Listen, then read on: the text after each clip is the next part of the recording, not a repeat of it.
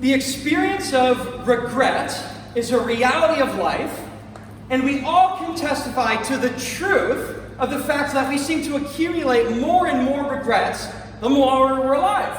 The longer we're alive, the more regrets we have. You have regrets? I have regrets. We all here have regrets. Everybody here struggles on some level with some significant wrestling with regret. There was a study that was done in 2011 that concluded and suggested that 90% of adults struggle with some serious or significant regrets. And there was a 2018 study published by the American Psychological Association that tried to dig a little deeper into what it is that people experience regret in relationship to. And they identified two types of selves in that study, different types of ways that we can conceive of ourselves and the different ways that we experience regret in relationship to those things. They identified something called an ought self and something called an ideal self. Our ought self is how we conceive of ourselves as we should be or should have been, or things that we should have done. So things related to expectations, either that we have of ourselves or external expectations, or things related to duties that we feel like we needed to perform. There was another self, however, called the ideal self. And the ideal self is not the self that we felt that we should have been. The ideal self is the self that we wished we had been. Things that we wish we had done. That in our best conception of ourselves, the way we wished we had been if we could have drawn up ourselves according to our own imagination. And this study found that of people who experience regret, 28% of people experience regret with relationship to their ought self, but 72% of people experience regret in relationship to their ideal self. Right? And that hits right home for us. Because when we experience regret over something that we feel like we should have done, we're like, oh yeah, I should have done that thing, or I should have been this sort of person, but oh well, I failed, no big deal. We're like, okay, fine. Duties at the end of the day, things that we leave undone, we're often able to set them aside. But regrets that we experience in relationship to the person that we wished we were, the man or woman that we wanted to be, the friend or parent that we wanted to be, the things that we wished we had accomplished, we experience real, deep regret when the things that we wished were true about ourselves simply never come to fruition. There's an Australian author and palliative care specialist named Bronnie Ware, and she published a book in 2012 titled The Top 5 Regrets of the Dying. She wrote in the book the top 5 most common regrets that she heard from people who were on death's door. This is what she said are the top 5 most common regrets. Number 1, I wish I had the courage to live a life true to myself. Number 2, I wished I hadn't worked so hard. Number 3, I wish I had the courage to express my feelings. Number 4, I wish I'd stayed in touch with my friends. 15-year-old friend of mine right there in the audience. I'm not going to regret that one. Number 5, I wished I had let myself be happier.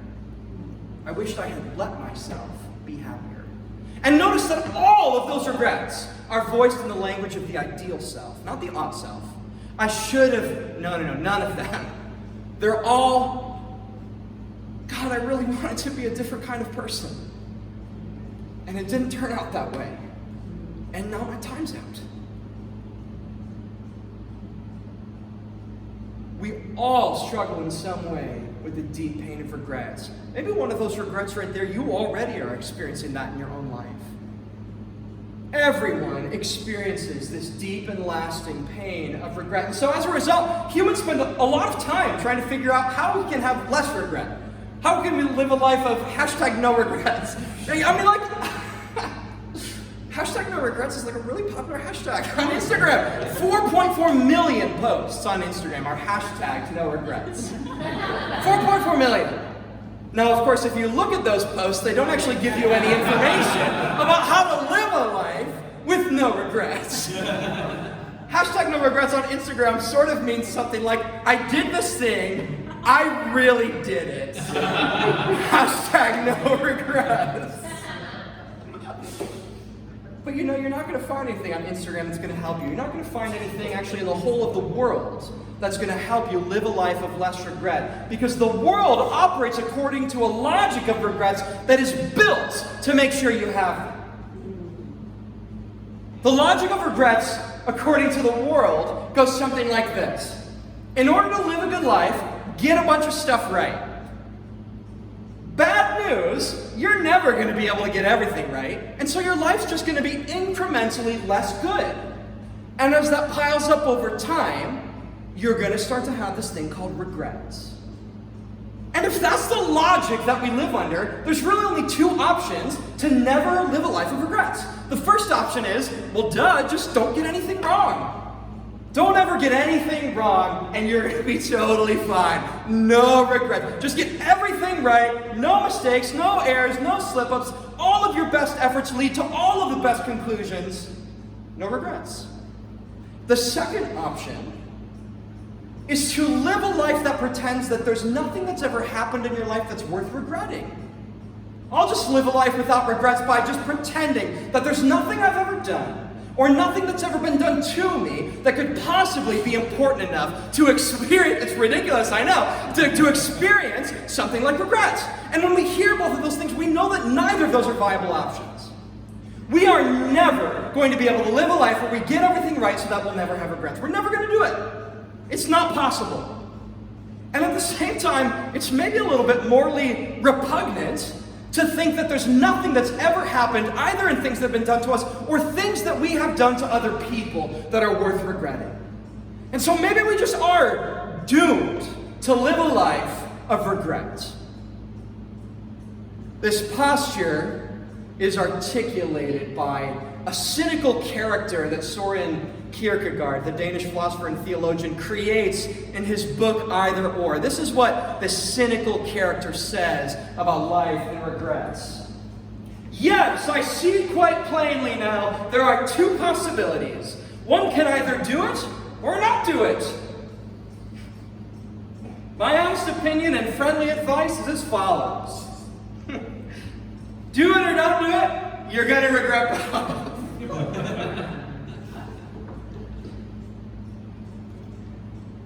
Are we doomed to live for the entirety of our lives under the curse of things that we got wrong? Is there any hope at all for being free in our lives from the curse of the logic of regrets?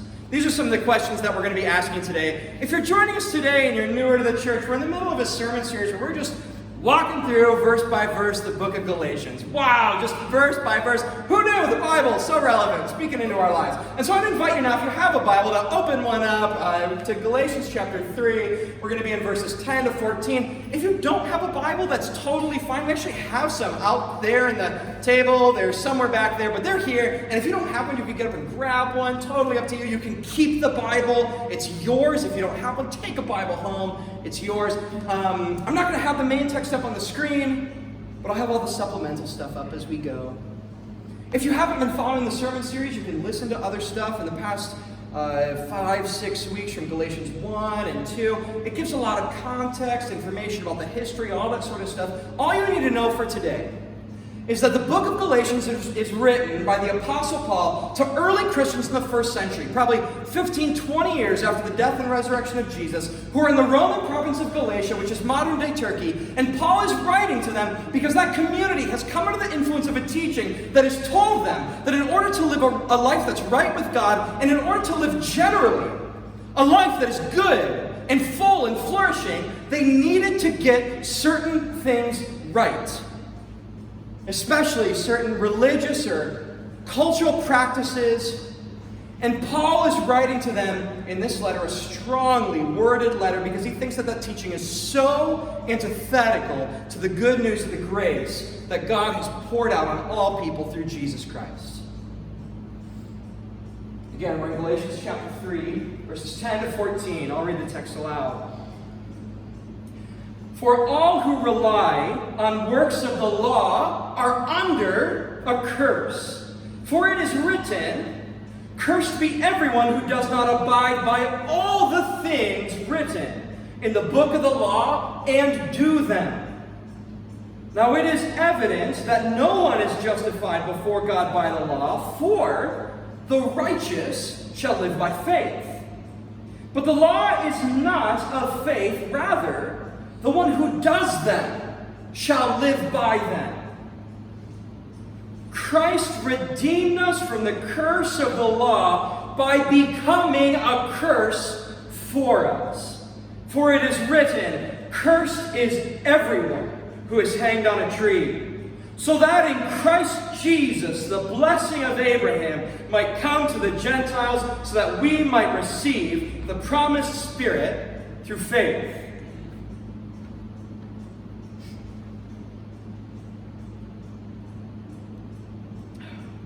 Why are our lives cursed by regret?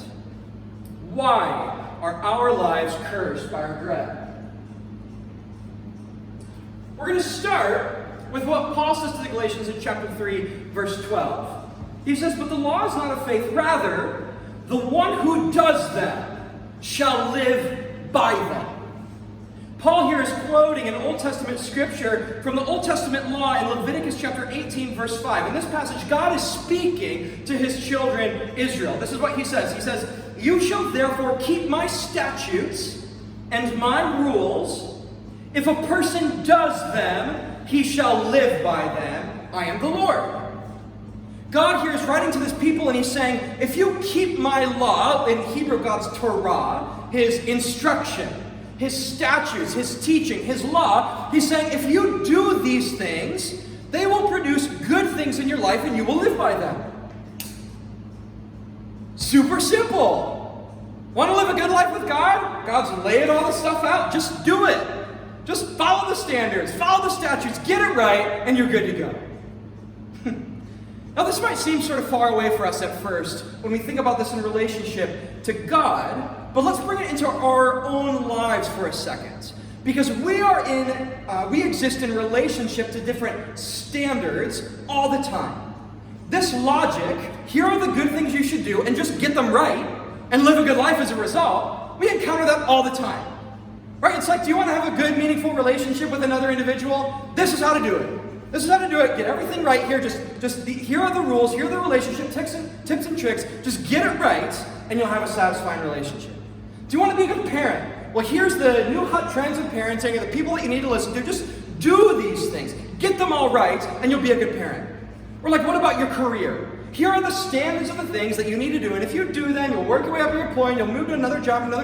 All of the time, we live in relationship to this idea that there are certain external standards that we have to get right. And if we get them right, we'll live by them. Duh! So why don't we just do that? I mean, seriously, in our own lives, like, if that's how simple it is, right?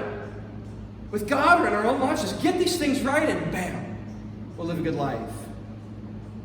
You know, we know from experience that we're not able to get certain standards right, no matter how hard we try.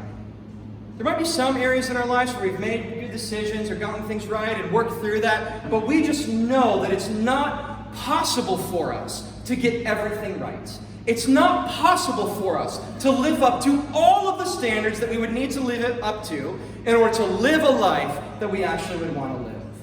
And that's why Paul says in Galatians chapter 3, verse 10, that anyone who lives according to the law is actually cursed. Not because the law and standards are bad. They're not. They help us to know what to do generally to live a good life. But once we live in a relationship to a standard that we know we cannot live up to, it begins to sit on us. It no longer invites us into something that's good and life-giving. It begins to become a burden of failure and accusation and condemnation in our lives. And we began to live under a curse, not because the statute itself is cursed, but because as we fail against it over and over and over, it becomes something that curses us in our own lives. Have you ever experienced this in your life as you've tried to live up to some standard and you haven't been able to do it, and now it's just this burdensome external thing that's just grinding you into the ground? Oh, yeah. That's what Paul is talking about.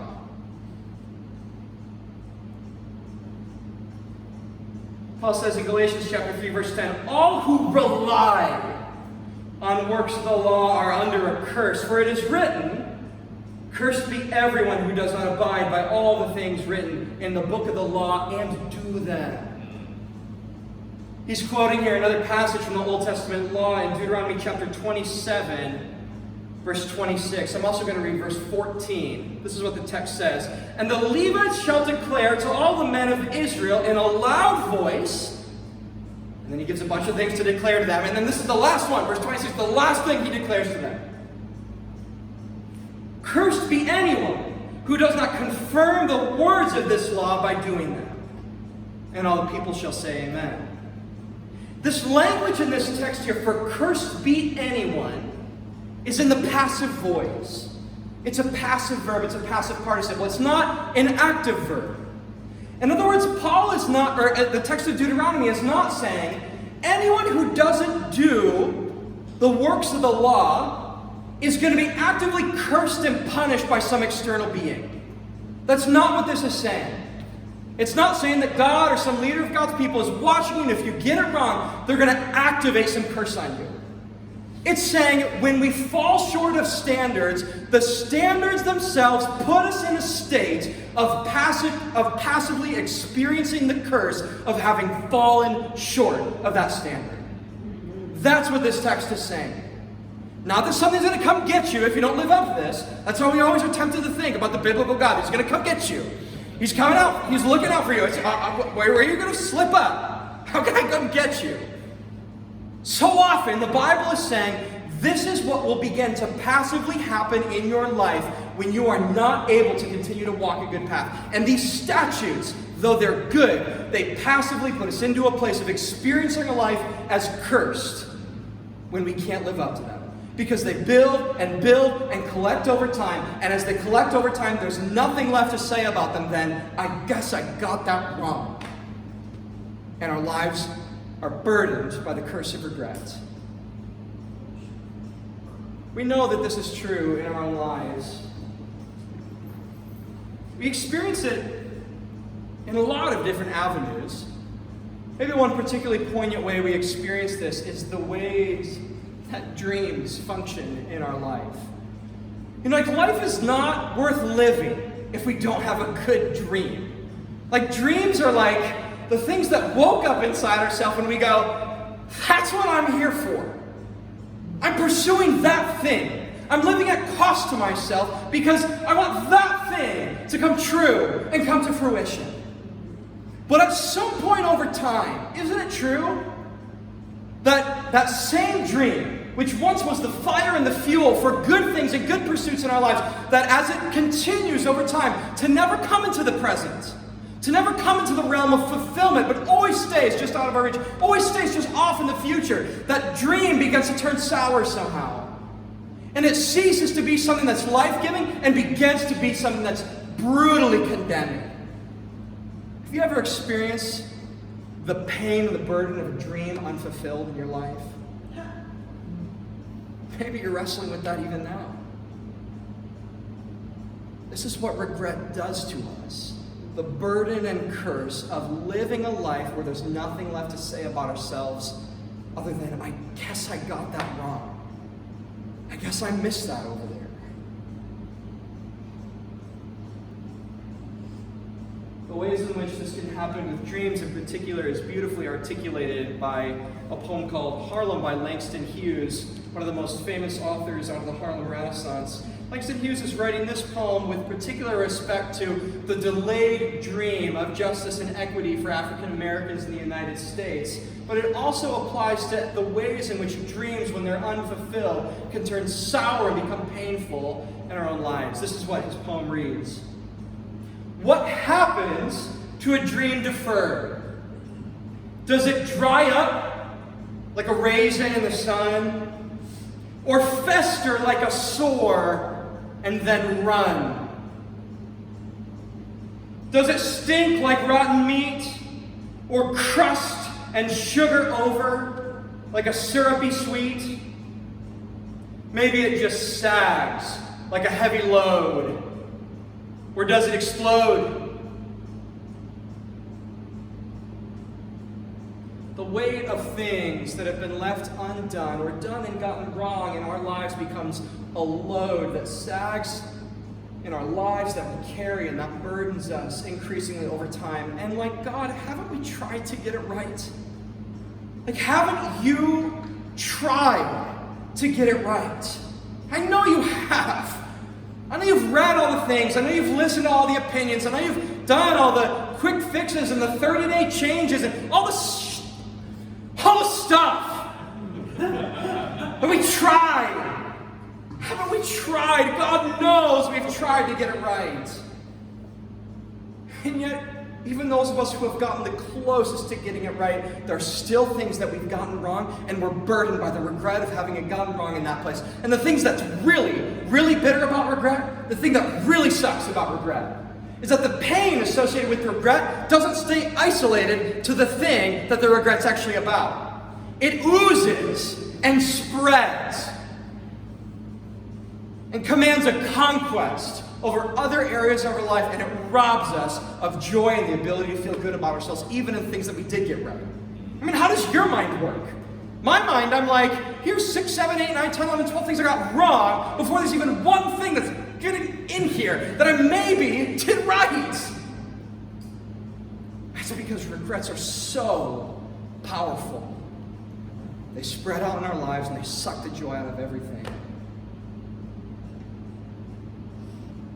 And you know, even though that is true, and we look at that logic in our minds and go, yeah, that's true. That does explain things in my life. That is why I live under a burden of regret. We also know, somehow, like underneath that, in like an aqueduct, like an underwater stream where the water's cold, but we just forget that it's down there. Somehow we know, is it through internal testimony, through things that we see, that the things that actually matter in our lives, the things that are really deeply meaningful, the things in life that happen that truly are transformation, I was one person before this and I was a new person after it sort of moments, actually are not produced by any list of things we got right or things that we got wrong. Somehow they're actually produced by how we responded even in the times when things went wrong. Don't you know that to actually be true? Sure, there are all sorts of things that happen. The list of things you got right, great, good for you. The list of things you got wrong, God have mercy on you. But the things that actually change people come somehow from something in life that went wrong, and yet people responded in a certain way anyways. That's how transformation actually happens in our lives. This is what Paul is writing to the Galatians when he quotes the Old Testament prophet Habakkuk in Galatians chapter 3:11. He says, "Now it is evident that no one is justified before God by the law, for the righteous shall live by faith." Here Paul's quoting this Old Testament prophet Habakkuk, this short little book. I'd encourage you to read it. It's really interesting. Habakkuk is writing about two groups of people that both got it wrong. He's writing about ancient Israelites living in the nation of Judah who got God's standards and statutes wrong over and over and over and over and over again. And so God sent them off away from their land. But he's also writing about the nation that did the sending away, the Babylonians. And Habakkuk is coming before the Lord and he's going, God, the Babylonians also got it wrong. They're violent and vicious and predatory and punitive and vindictive. Don't you care, God, that they also got it wrong? And in that place, Habakkuk receives a prophetic vision that reveals the way that God sees things about who got things right and who got things wrong. This is what Habakkuk chapter 4 verse 2 says. "Behold, his soul is puffed up, it is not upright within him, but the righteous shall live by his faith." Habakkuk here is saying two things. On the one hand, he's saying, behold, his soul is puffed up within him.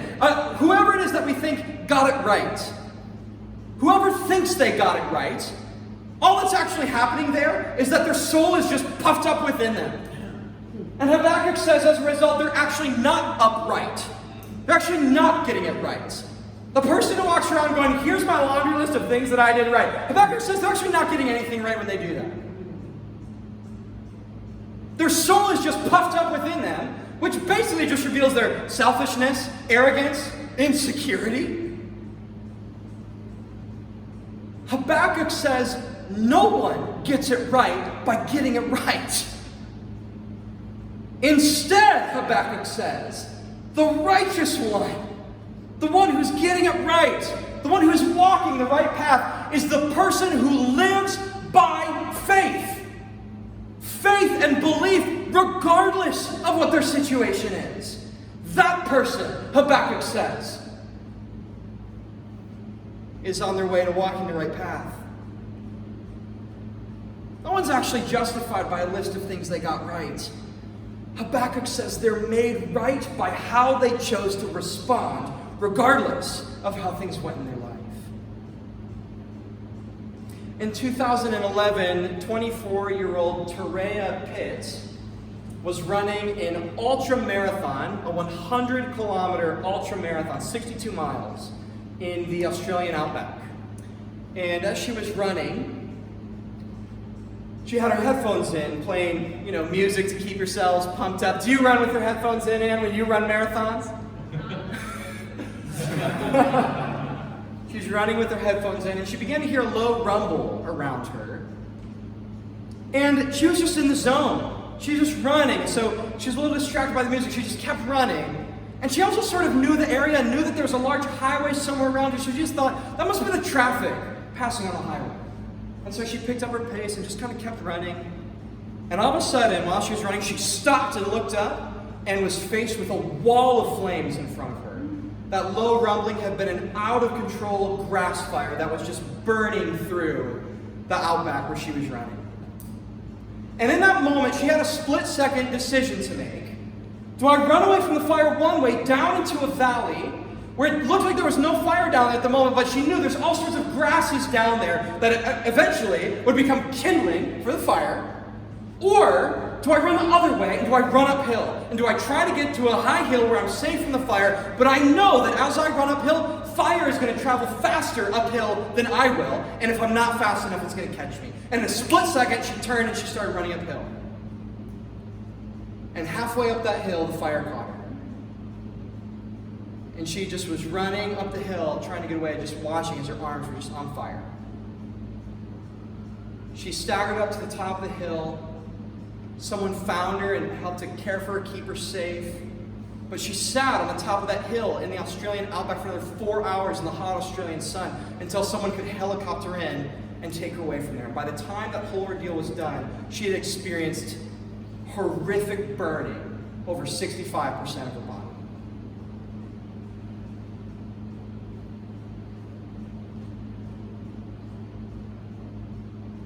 Now you could maybe see how someone in a situation like that could be dominated by the logic of regrets. God, if I just hadn't had those headphones in. Or God, maybe if I would have made the other choice. And when we think this way, even in relationship to terrible things that happen in our own lives, we just start imprisoned by the logic of, if only I just would have done something differently. Maybe something different would have happened in my life. Maybe this wouldn't have happened to me. And we think that with people in those situations, and people like Terea, that their life is going to be determined by the regret of that situation. But you know what's incredible about people in those situations? And what's incredible about people like Terea is that somehow, somewhere, they know that their life is not in that moment going to be defined by the worst thing that ever happened to them. It's going to be defined by something more powerful, how they responded when the worst thing ever happened to them. That's what's happened in Terea's life. You can see in this picture of her, it's been 11 years since the fire, but you can even see there on her face, a little distant, but on her side, on her arms, all of the burns and scarring. She learned how to walk again. She learned how to talk again. The doctor said she would never run again. A year later, she's running again, long distance running. She has a number of global businesses. She's a sought-after motivational speaker because she knew something somehow, deep down. Something that maybe God witnesses to inside of us. That the logic of the things that we got wrong in the world isn't the last thing that there is. It's actually how we respond and what we believe for when things have gone wrong in our lives. And we know this. We know stories like this. We've seen things like this in our lives. And yet somehow it never ends up making a difference in terms of how we live our day-to-day lives. Like we know these sorts of stories, but at the end of the day, somehow we just sort of keep thinking, that's just for those people.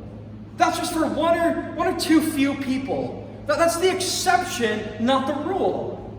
And we continue to think that because we live in a world that is deeply invested with keeping us trapped under the logic of regrets. And so we see stories like this and we just go, I don't know, I guess that's great, but the reality is that the way life actually works, the way the world tells me that life actually works, is that in order to have a good life, I need to get things right, and I can't get everything right, and so I have a less good life, and so I get things wrong, and so we just live there over and over again. But it's exactly that logic that gives regrets their power in our lives, isn't it? And so at the end of the day, the problem is that we're just not powerful enough. Our minds aren't strong enough. Our lives, our wills, we are just overwhelmed by the witness of the world that says, get things right, live a good life. Get things wrong, shame on you. And so we're just stuck there. And it's great when we see a story or two that testifies to something different, but it's just not strong enough. We need a different witness. We need a better witness, a more powerful witness, not just to the idea that something good can come from getting up when bad things happen, but witnessing to the reality that there is an entirely different realm that operates under a totally different logic than the one that our world operates under. We need someone to witness to that in a way that is strong and powerful enough to bring us out from the bondage of the logic of regrets. And this is exactly what God has done by coming to the earth in His Son, Jesus Christ. In Jesus Christ, in the death of God's Son on the cross, when God's Son took on the curse of failure and regret upon Himself by allowing Himself to be publicly displayed as someone who failed, someone who got it all wrong, God has used that sign to witness powerfully to you that there is a world that does not exist according to the logic of regrets. There is a world that, because it's governed and made and planned and purposed by God, exists according to a logic of what God can do in your life in the worst possible place. That's what God has witnessed to in His Son, Jesus Christ. Not just to the idea that if something went wrong, something good can come to it, but that there is an entirely different place, the kingdom of heaven, that because it's built by God and stewarded by God, runs according to the logic of God. And the logic of God doesn't come to you and say, what did you get right? What did you get wrong? The logic of God comes to you and says, where's that rock bottom place in your life, and how are you going to believe in me while you're there? That's the logic of God and the world of God and the way He works and thinks. This is what Paul says to the Galatians in chapter 3, verse 13, when he says, Christ redeemed us from the curse of the law by becoming a curse for us.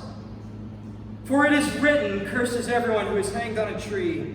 Paul here is quoting another Old Testament passage from the book of Deuteronomy, chapter 21, verses 22 to 23, that reads this. If a man has committed a crime punishable by death and he is put to death, and you hang him on a tree, his body shall not remain all night on the tree, but you shall bury him the same day. For a hanged man is cursed by God.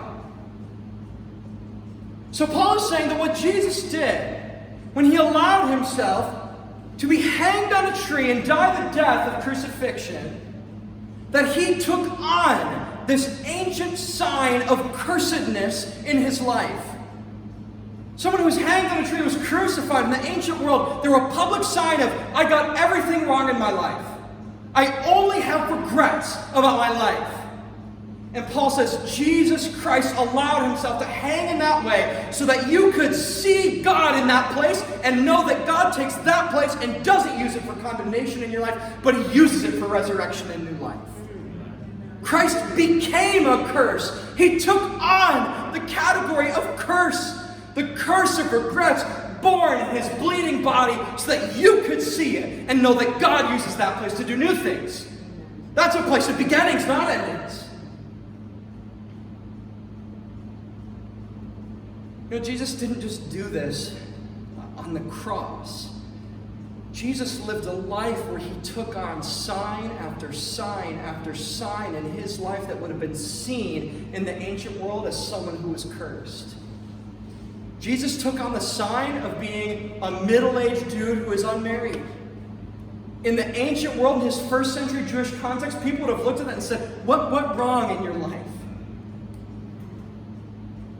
And Jesus said, I'll bear that curse in my body so that when people throughout time exist in the logic of the world that says you must have something to regret, my witness will speak to them a more powerful world that says that is not true.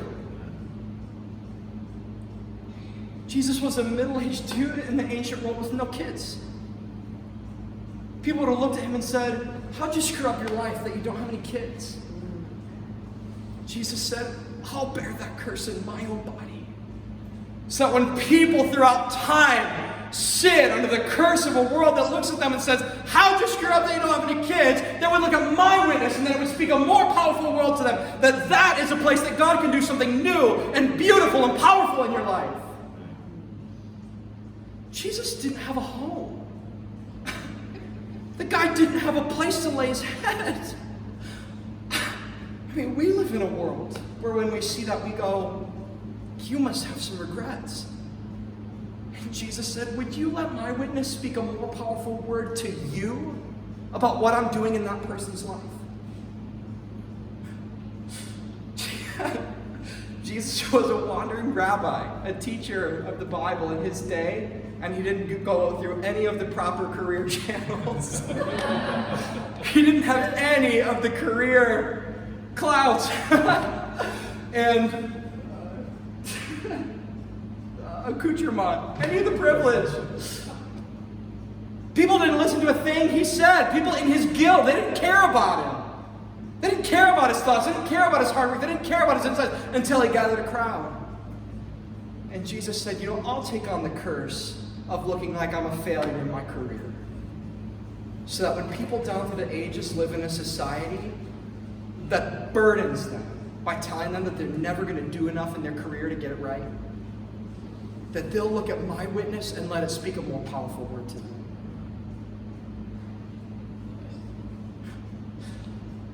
Jesus hasn't just done this in our own lives. It functions this way in our own lives because there's a deeper thing that Jesus has solved that makes it possible. He solves the problem of a relationship of regret governing our relationship with God. Because we can't have any relationship with God when we keep coming to God going, God, I just got it wrong again. I got it wrong again. I got it wrong again. I'm just sorry I keep getting it wrong. And Jesus has become a curse to free us from the curse of having a relationship with a God that is governed by all the things we didn't get right in our life with God.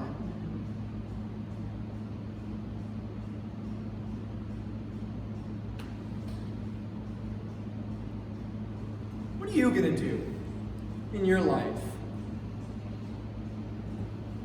when you're at the place of rock bottom, when you're at the place where something's gone so wrong you can't ignore it anymore? What are you going to do? What are you going to believe? Who are you going to trust?